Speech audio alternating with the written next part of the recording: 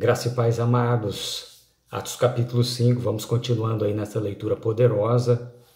Finalzinho do capítulo 4, José, chamado Barnabé, ele faz uma venda de um terreno, né, e coloca tudo nas mãos dos apóstolos. E talvez isso, né, gerou um bom comentário interessante, o povo viu à disposição do coração.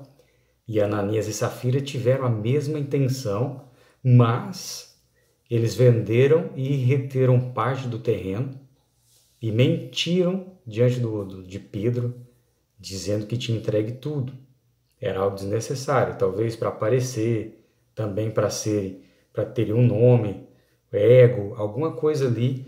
E aí então Pedro, cheio do Espírito Santo, teve uma palavra de conhecimento e naquele momento Ananias cai morto. Mais tarde chega a sua esposa Safira e da mesma forma, mentindo, também cai morta. E ali então o Senhor faz uma purificação na igreja, há um grande temor que move toda a igreja do Senhor naqueles dias. No verso 11 vai falar sobre isso. E o interessante aqui, voltando um pouquinho no capítulo 4, que naquele tempo não se falava nem dízimo, porque as ofertas eram maiores. Aqui, no caso de José, o Barnabé, ele entrega uma grande parte, um grande terreno e vende muito mais que dízimo, né? E entrega para abençoar. E isso era uma prática comum, né? Muito maior que o dízimo, à disposição do coração. Nós vemos capítulo 5, verso 12, sinais e prodígios que testificavam que os apóstolos eram realmente instrumentos de Deus naquele tempo. Vemos então o mover ali do avivamento, trazendo sinais e maravilhas. O mesmo Deus que movia lá é o mesmo Deus que move hoje. Basta nós termos essa entrega que os apóstolos tiveram.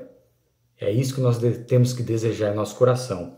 Verso 13 e 14 fala da vida no Espírito, que era o maior convite, a maior propaganda que aqueles homens tinham.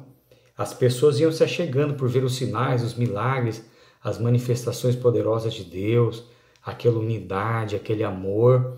E isso era muito forte e as pessoas iam se achegando para aquela igreja, para a igreja primitiva. No verso 15, a presença de Deus era tão grande que Pedro, só a sombra dele, curava as pessoas. Então havia fila na estrada onde Pedro passava e muitos eram curados apenas com a sombra. De tamanho era o poder de Deus agindo naquele momento, naquele avivamento poderoso que estava acontecendo ali, né? É um avivamento, algo sobrenatural, como a gente ouve em alguns lugares, como foi no país de Gales, né? Que as cadeias se fecharam, os bares, porque o povo estava realmente adorando o Senhor.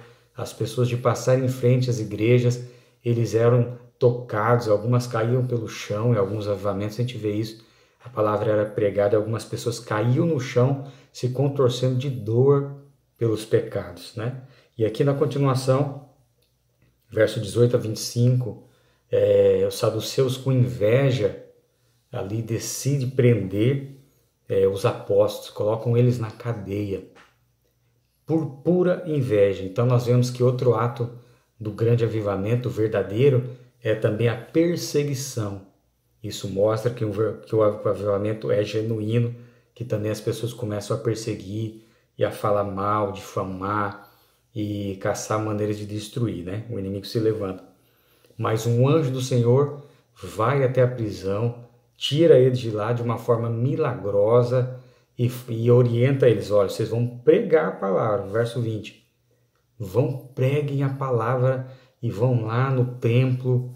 E aí pela manhã, quando o Sinédrio foi reunido para julgar os apóstolos na intenção de matá-los, de destruir, eles não estavam lá. Surpreendentemente, ficaram sabendo que eles estavam pregando no templo, trouxeram eles ali para ser interrogados, e ali Pedro e os apóstolos dão uma palavra muito forte no verso 29, que fala: importa antes obedecer a Deus do que aos homens. Então, diante do Sinédrio, que era a força maior ali da religião, eles poderiam ser mortos por falar isso, mas Havia uma impetuosidade do Espírito de Deus agindo na vida daqueles homens que fazia toda a diferença.